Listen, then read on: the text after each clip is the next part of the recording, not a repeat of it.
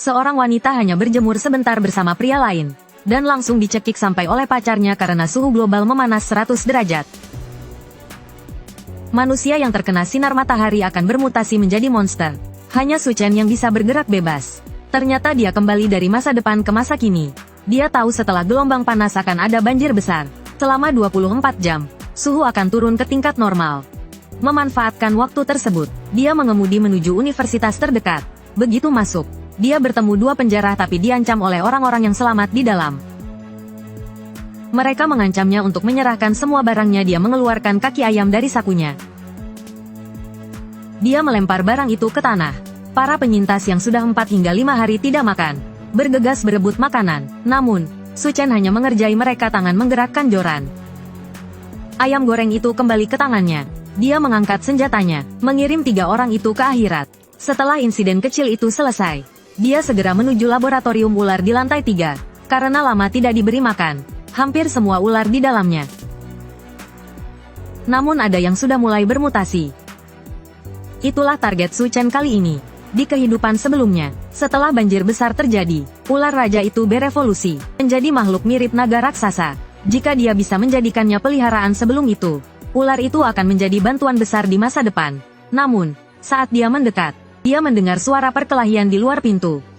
Dia melihat seorang wanita bertarung melawan penyintas bersenjata. Meskipun wanita itu bertarung dengan tangan kosong, gerakannya sangat gesit. Dalam waktu kurang dari 10 detik, dia mengalahkan para penyintas. Su Chen tidak berani lengah. Dia mendekat diam-diam dari belakang, dan menodongkan pistol ke kepala wanita itu, lalu mengikatnya di kursi dengan erat. Setelah diinterogasi, diketahui, wanita itu adalah kapten pasukan khusus. Dia sebelumnya ditempatkan di titik penyelamatan. Namun, mereka diserang oleh gelombang monster. Dia harus memindahkan warga sipil ke tempat aman.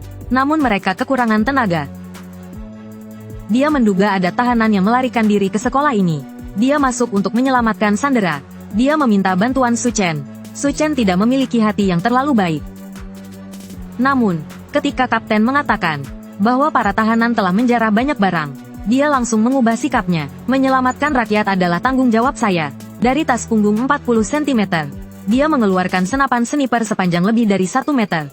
Di salah satu ruang kelas di sekolah itu, para tahanan sudah menyiapkan perangkap untuk menjebak pasukan khusus. Namun, ketika pintu dibuka, yang masuk hanya Su Chen seorang diri. Dia hanya mengacungkan tangan kanannya, seperti memegang pistol ke arah mereka. Jangan bergerak. Para tahanan yang tersisa tertegun di tempat. Apa ini trik sulap? Hanya satu tahanan yang menyadari. Ada penembak jitu di luar. Dia memerintahkan agar tirai ditutup. Di atap gedung sebelah, kapten wanita sedang membidik dengan senapan sniper. Kehilangan pandangan membuatnya panik. Dia segera berlari menuju gedung sebelah, berdoa agar Su Chen selamat. Namun, ketika dia masuk ke ruang kelas, dia melihat para tahanan terkapar di lantai. Adapun barang-barang yang ditimbun di sana, semuanya sudah dimasukkan ke dalam ruang penyimpanan Su Chen. Kemudian, mereka membebaskan semua sandera. Tak disangka, salah satu sandera adalah Xiao Feng, seorang kenalan lama. Melihat luka di pinggangnya, Su Chen mengeluarkan kotak obat antibiotik dari tasnya. Infeksi bisa menyebabkan mutasi. Di tengah bencana, obat adalah barang yang paling langka. Tentu saja, Su Chen bukan tiba-tiba menjadi baik hati. Dia menganggap memberikan obat sebagai investasi. Sebelum pergi, dia mengingatkan mereka untuk pindah ke tempat yang lebih tinggi. Suhu ekstrim mempercepat pencairan blood cell. Air laut akan segera menenggelamkan sekolah ini. Namun, seorang siswa tiba-tiba memotong perkataannya. Kenapa kami harus percaya padamu? Kurasa kau hanya ingin kami pergi, agar bisa mengambil semua barang di sekolah ini sendiri. Apakah di dalam tasmu ada makanan? Seharusnya kau membaginya dengan kami semua. Sambil berkata begitu, dia mencoba merebutnya.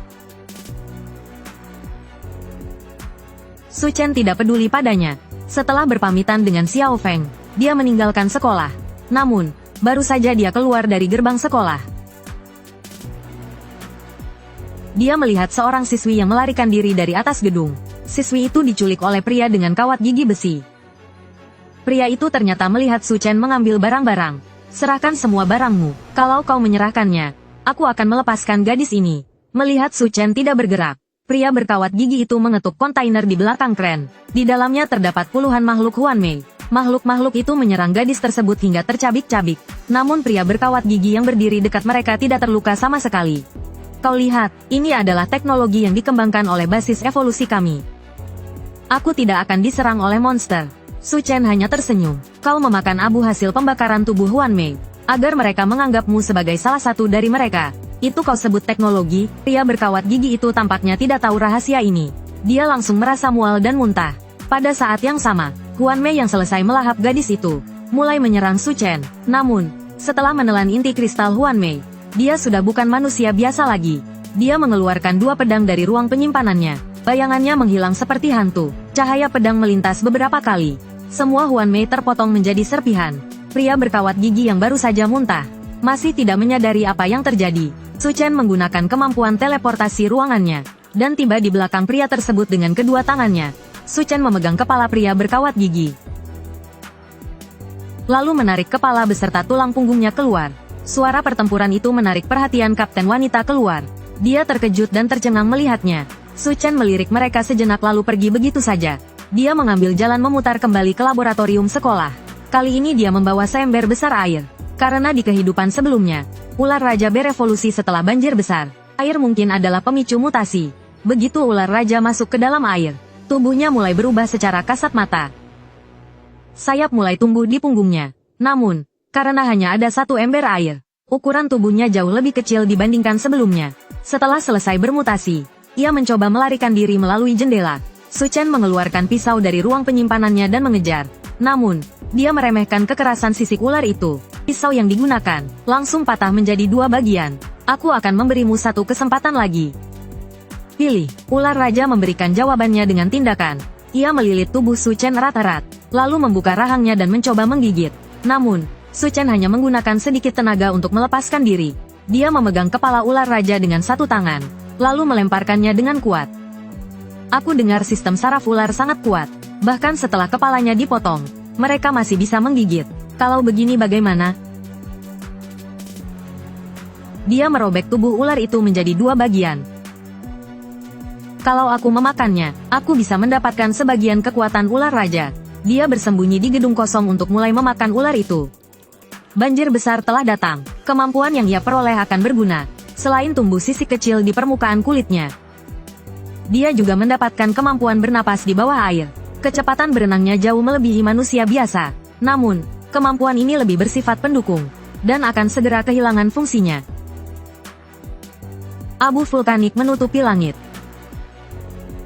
Saat itu, monster akan menjadi lebih kuat.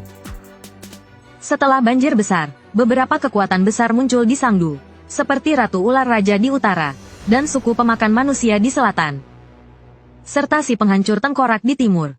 Kini, si penghancur tengkorak dan ular raja sudah dikalahkan olehnya. Tersisa 3 pilihan.